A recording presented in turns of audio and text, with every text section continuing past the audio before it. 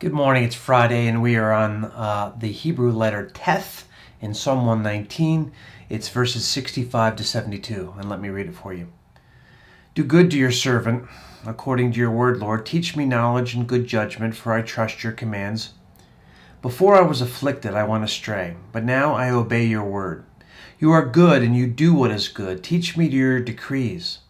Though the arrogant have smeared me with lies, I keep your precepts with all my heart. Their hearts are callous and unfeeling, but I delight in your law.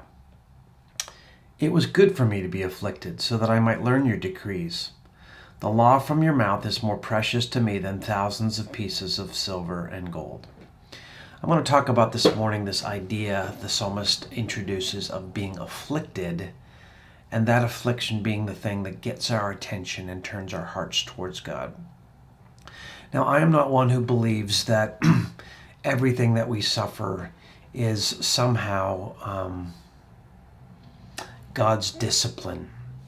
Yet, the scriptures do talk about treating hardship as discipline. And here in Hebrews it says, do not make a light of the Lord's discipline, and do not lose heart when he rebukes you, because the Lord disciplines the one he loves. He chastens everyone he accepts as his son. So for example, what I mean by that is a hangnail or hitting my thumb with a hammer is not necessary to the Lord's rebuke.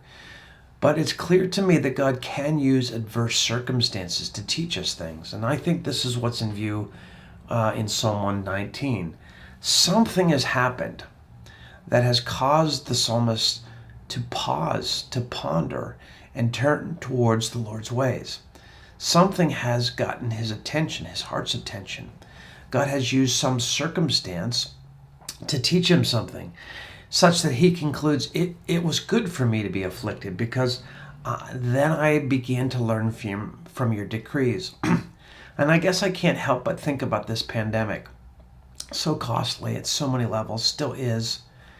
But is it possible that there is something that the Lord is trying to teach us, humanity, us, our nation, us, our church, us, our person?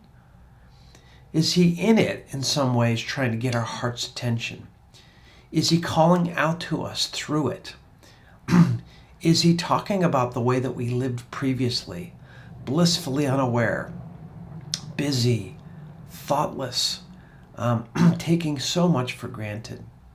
It seems like it's ripe for us to allow the pandemic to turn our hearts and attention towards God, and to allow God to teach us. What does it mean for us to be your followers, Jesus, in this season? Truly teach us, Jesus, how to be your people now.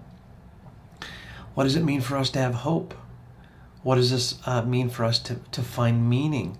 How do we make the best of this circumstance? How do we love our neighbor, especially our neighbor that thinks about the world differently than us? I know we've talked a lot about that, but perhaps we can treat this affliction as something that can tune our hearts towards God. Maybe the silver lining of even seeing what we've lost is to see if our hearts have moved back towards God, trying to find a way to live our lives in parallel with his will. That's my hope. God's been doing some of that work in my heart. I hope he's been doing it in your heart as well. Grace and peace to you.